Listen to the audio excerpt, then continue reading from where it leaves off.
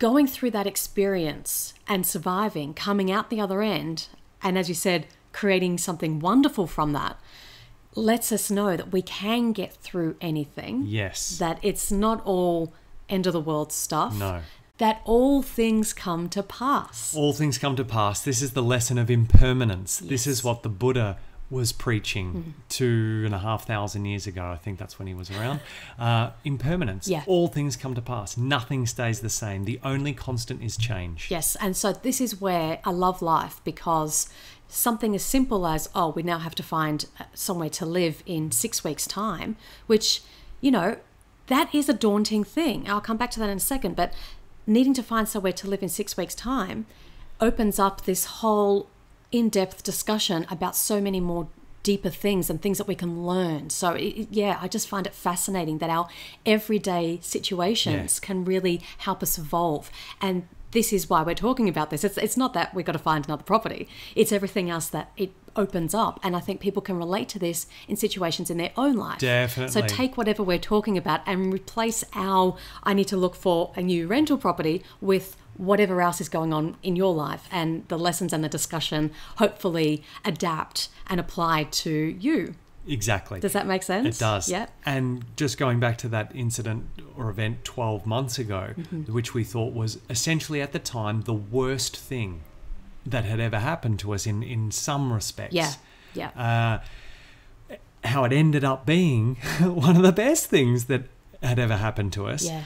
And it got us thinking about that Zen parable. This is perfect. Is something good news or is it bad news? Now, Shakespeare in Hamlet said, "There is nothing good or bad, but thinking makes it so." Yeah. And it's so true. It The is. situation itself is neither good or bad. It's our thoughts about a given situation it's our that judgment. determine whether it's good or bad. Exactly. We are the ones putting the good or bad label on the situation. It's not the situation itself. That's right. Yeah. So that Zen parable, I'm just going to read it here because Yes. it's quite a good one. Now, disclaimer, it's yes. not vegan. No. Geez, some of these, Why? so many of these parables, because they're quite old, and animal exploitation has been the human culture for 10,000 years now. If the parable came from the last 10,000 years, it's likely to be speciesist in nature. Yeah. Possibly. So this one certainly is. Exclude the animal exploitation, but the story itself is quite good. Yeah. Once upon a time, there was an old farmer who had worked his crops for many years. One day his horse ran away. Upon hearing the news, his neighbours came to visit. "Such bad luck," they said sympathetically. "Perhaps," the farmer replied. The next morning the horse returned, bringing with it 3 other wild horses. "What great luck!" the neighbours exclaimed. "Perhaps," replied the old man. The following day his son tried to ride one of the untamed horses, was thrown and broke his leg. The neighbours again came to offer their sympathy on his misfortune. "Perhaps," answered the farmer. The day after, military officials came to the village to draft young men into the army. Seeing that the son's leg was broken, they passed him by. The neighbours congratulated the farmer on how well things had turned out. "Perhaps," said the farmer. So the point is, a situation is neither good nor bad, but thinking makes it so. And something that can be perceived as bad can ultimately end up as something good, as it did with us 12 months ago, and vice versa. Exactly.